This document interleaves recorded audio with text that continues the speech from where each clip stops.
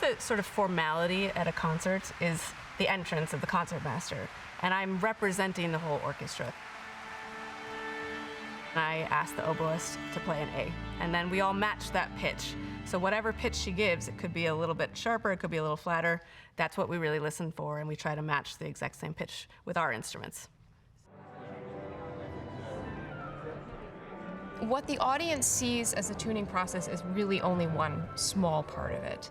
And we play the A, the oboe plays the A, and the orchestra tunes to that A. But then during the entire concert, we're constantly adjusting to each other. My instruments can change pitch, and I constantly do that throughout a performance, even if the piece only asks for 2 pitches, which is a lot of the classical era. I'm constantly adjusting. Tuning your strings is one thing. You have to have strings that are in tune with each other. With a violin, it's perfect fifths. And that gives you a better chance of playing in tune. But you have to keep in mind that our fingers are going on these strings. We don't have frets. And so much of it is done with our sort of automatic pilot. We're used to where our fingers go. And you can't always hear yourself as an individual.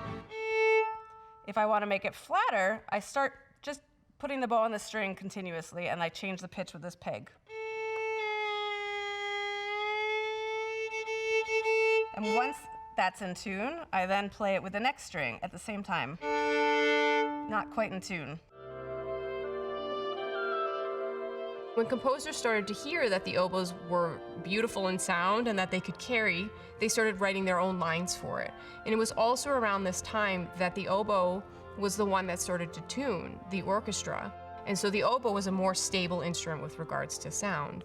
Okay, so this is an example of a tuner, and there are several different types of tuners. This one is an electronic needle, and the needle moves to the middle, and when I play an A should come up here, so it automatically tells me what note it is, and then I try to get the needle to be right in the middle, and when the needle's in the middle, it tells me that my A is in tune.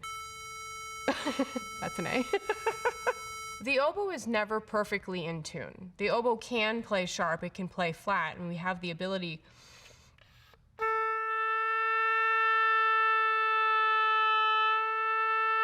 so it's easily shifted in certain ways, and that was just with a straight amount of air and just moving my lips and moving the reed in and out of my mouth.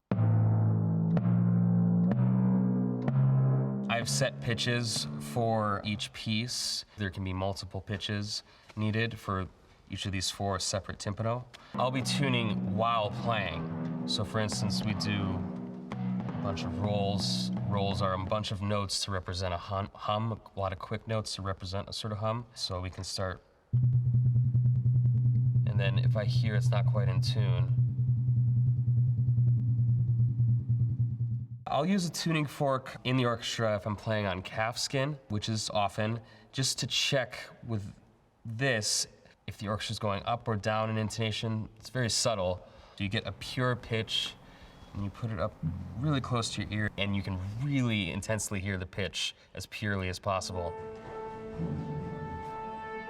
String instruments are made of wood, and as we all know, wood contracts, expands, and so because we rely on that for our pitch, we're relying on this wooden box.